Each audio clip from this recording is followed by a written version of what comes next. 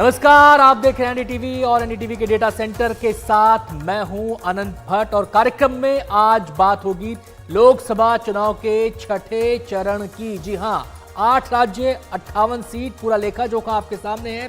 बिहार पश्चिम बंगाल में 8-8 सीटों पर वोट डलेंगे, जबकि उत्तर प्रदेश में सबसे ज्यादा 14 सीटों पर, हरियाणा और दिल्ली में एक साथ 10 और 7 सीटों पर वोट डाले जाएंगे। तो पूरा लेखा जोखा आप मैप के जरिए इस समय देख सकते हैं किस राज्य की कितनी सीटों पर इस छठे चरण में मतदान होने जा रहा है। अब छठे चरण में कहां कितना मतदान होगा, किन सीटों पर मतदान होगा, ये आपने इस मैप के जरिए समझा। फटाफट नजर डालते हैं उन सवालों पर जिनकी आज हम पड़ताल करेंगे, जिनके जरिए इस पूरे छठे चरण को डिकोड करने की हम कोशिश करेंगे। सबसे बड़ा सवाल, पहला सवाल ये, क्या बीजेपी दोहरा पाएगी 2019 की जीत? क्योंकि छठे चरण में बीजेपी ने सबसे ज्यादा कामयाबी हासिल की थी तमाम पार्टियों के बीच। क्या खुलेगा कांग्रेस का खाता? यह सवाल इसलिए क्योंकि पिछली बार छठे चरण में एक भी सीट कांग्रेस जीत नहीं पाई थी। बचेगा बीजेपी का दिल्ली हरियाणा का किला। हरियाणा की 10, दिल्ली की 7 सीटें बीजेपी ने पिछले चुनाव में जीती थी, लेकिन क्या इस बार यह प्रदर्शन दोहरा पाएगी पार्टी? बड़ा सवाल। आम आदमी पार्टी कांग्रेस की संयुक्त सेना करेगी कमाल? यह भी एक अहम सवाल है, क्योंकि हरियाणा और दिल्ली दोनों ही जगह जहां पर वोट डाले जाने वहां पर इन दोनों पार्टियों का गठबंधन है। पांचवां सवाल, चौथे पांचवें चरण की तरह क्या मतदाता जोश दिखाएंगे? तो तमाम सवालों के जरिए हम इस छठे चरण को समझने की कोशिश करेंगे, डिकोड करने की कोशिश करेंगे। लगातार कार्यक्रम के दौरान आंकड़े भी चलते रहेंगे और उन आंकड़ों के जरिए आप स्थिति परिस्थिति को समझ पाएंगे कि सियासी तौर पर क्या इस समय मसला होने जा रहा है। छठे चरण में किस तरीके से वोटर अपना जो रुझान है वो व्यक्त कर सकता है। सबसे पहले मैं मेहमानों से परिचय आपका करा दूं। अमिताभ तिवारी जी हमारे साथ हैं, बहुत बहुत स्वागत है अमिताभ जी आपका। इसके अलावा हमारे साथ अदिति जी मौजूद हैं। अदिति जी आपका भी बहुत बहुत स्वागत है। और सबसे पहले मैं अदिति जी का यहां पर रुख करना चाहूंगा। अदिति जी, 58 सीटों में से एनडीए ने 45 और बीजेपी ने 40 सीटें जीती थी। सवाल यह है, क्या पार्टी इस जीत को दोहरा पाएगी? और दूसरा सवाल, इसी से जुड़ा हुआ सवाल यह कि जो आर्टिकल 370 वाला है उसके ध्यान में रखते जो बीजेपी ने अपने लिए टारगेट रखा 370, उसके लिए स्ट्राइक रेट बढ़ाना होगा, क्या यह मुमकिन होगा? मुझे नहीं लगता कि मुमकिन होगा, कम से कम इस दौर में, क्योंकि दिल्ली में भी सीटें मेरे ख्याल से भाजपा की कम होने वाली हैं और हरियाणा में भी कम होने वाली हैं। इसका कारण साफ है, इस बार वोटों का बंटवारा नहीं होगा और विपक्ष एक एक कैंडिडेट खड़ा कर रहा है दोनों जगह। तो बहुत अच्छी स्थिति नहीं है। भाजपा पूरा मैदान मार गई थी पिछली बार दिल्ली और हरियाणा में, इस बार मुश्किल पड़ेगी। चलिए मैं आता हूं आपके पास अदिति जी। मैं सीधे अमिताभ जी का यहां पर रुख करना चाहूंगा। अमिताभ जी, सवाल कांग्रेस को लेकर भी है। कांग्रेस ने जो पिछली बार प्रदर्शन किया निराशाजनक था, एक भी सीट वो इस छठे चरण की सीटों में चुनाव में नहीं जीत पाए थे। इस बार क्या लगता है पार्टी का खाता खुलेगा? और यह सवाल इसलिए बड़ा हो जाता है, अहम हो जाता है कि इंडिया गठबंधन की परफॉर्मेंस के लिए कांग्रेस का स्ट्राइक रेट कितना महत्वपूर्ण है? देखिए, इस बार कांग्रेस पार्टी को हरियाणा से उम्मीद है और उसने इस बार पिछली बार के कंपैरिजन में उत्तर प्रदेश और दिल्ली दोनों जगह पे अलायंसेस करी है। हालांकि बंगाल और उड़ीसा से उसे कुछ खास उम्मीद नहीं है।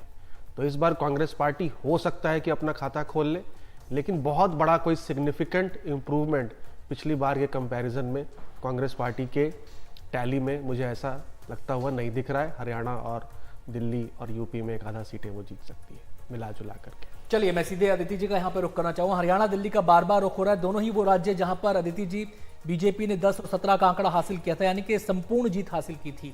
इस बार यहां पर आम आदमी पार्टी गठबंधन में है। जो हरियाणा का बीजेपी का गठबंधन था वो टूट चुका है। ऐसे में ये फाइट किस तरीके से आप इसको देख रहे हैं?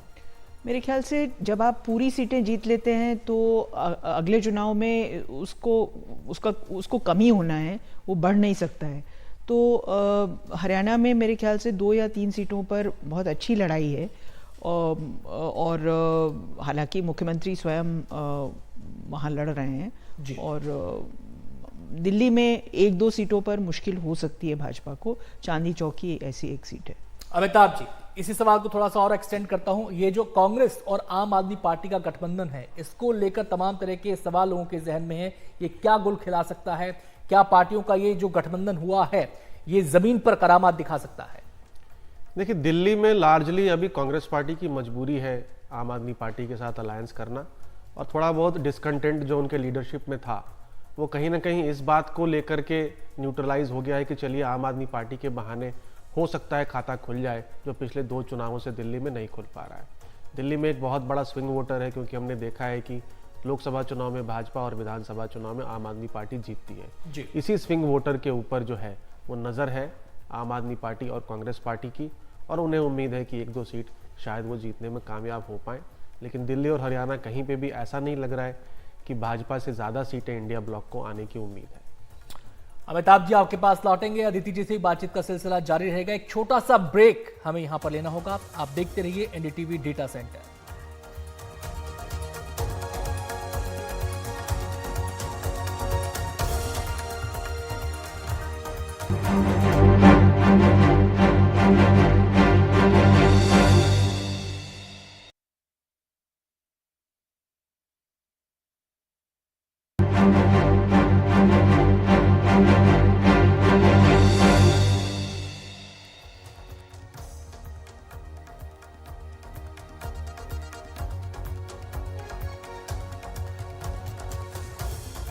ब्रेक के बाद स्वागत है आपका। आप देख रहे हैं एनडीटीवी डेटा सेंटर और हम अपने कार्यक्रम के आखिरी चरण में हैं। सीधे अपने मेहमानों का रुख करूंगा। बात यहां पर वोटिंग परसेंटेज की हम करेंगे। पिछले 2 चरण अमिताभ जी थोड़ी सी उम्मीद बंधाते हैं, इस बार क्या लगता है? पिछले 2 चरणों में वोटिंग टर्नआउट पिछली बार से ज़्यादा रहा है। उसका एक कारण ये भी है कि जैसे जैसे हम हिंदी हार्टलैंड और ईस्टर्न इंडिया में जाते हैं, वोटिंग टर्नआउट 2019 में 62 से 64% के रेंज में रहा है, 67-70% के रेंज में नहीं। तो ऑटोमेटिकली वोटिंग यहाँ इस साइड पे कम ही होती है, और लगता है कि ट्रेंड वैसा ही बरकरार रहेगा जैसा था, उसके आसपास ही पिछली बार इस बार भी होने की उम्मीद है। जी अदिति जी, आपको क्या लगता है इस बार?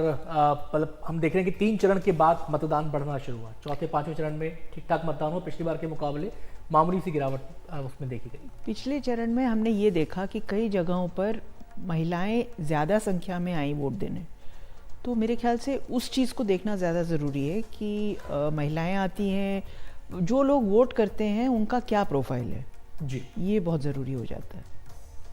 अदिति जी ने एक बात कही अमिताभ जी, वो है महिलाओं का वोट फैक्टर। और इस चुनाव में और जो डेटा भी जारी हुआ है उसमें महिलाओं की भागीदारी पुरुषों से ज़्यादा है कुछ राज्यों में। तो ये जो फैक्टर है ये कितना इंपॉर्टेंट रोल प्ले करता है? जो महिला वोटर है वो कितना इंपॉर्टेंट रोल प्ले करती है? ये बहुत इंपॉर्टेंट रोल प्ले करता है, क्योंकि महिला मतदाता साइलेंट वोटर होता है। वो ना ही किसी सोशल मीडिया पे कोई पॉलिटिकल व्यू पॉइंट अपनी बताता है, तो और उनके इश्यूज और मुद्दे भी अलग होते हैं। अवेयरनेस, लिटरेसी लेवल्स और अवेयरनेस बढ़ने की वजह से इंडिपेंडेंट वोटिंग डिसीजन महिलाएं जाति और धर्म और सोशियो इकोनॉमिक क्लास से उठ कर ले रही हैं। पिछली बार भी 2019 में उनका मतदान जो था वो पुरुषों से अधिक था। 12-13 राज्यों में उनकी संख्या भी अधिक है। बिहार एक बड़ा राज्य है जहां महिला मतदाताओं की संख्या अधिक है, टर्नआउट भी अधिक होता है। तो ज़रूर ये गेम चेंजर हो सकता है जो भी रिजल्ट आता है उसमें। और महिलाओं का समर्थन भाजपा को मिलता रहा है नेशनल इलेक्शंस में और स्टेट इलेक्शंस में, डिपेंडिंग अपॉन किसकी कैसे स्कीम्स हैं उसके हिसाब से वो वोट जो है वो पड़ता रहा है। बहुत बहुत शुक्रिया अमिताभ जी हमसे बातचीत करने के लिए। अदिति जी आपका भी बहुत बहुत शुक्रिया। तो आज कार्यक्रम में इतना ही, फिर होगी आपसे मुलाकात। और चलते चलते एक अपील, वोटिंग जरूर करनी है आप लोगों के। जहां भी राज्य में वोटिंग होनी है वहां पर वोटिंग जाके जरूर करें। और जो चौथे और 5वें चरण में उत्साह दिखाई दिया है वो उत्साह 6ठे चरण में भी दिखाई दिया। इसी उम्मीद के साथ हम आपसे इजाजत लेंगे। छोटा सा ब्रेक के बाद भी एनडीटीवी इंडिया पर खबरें जारी है।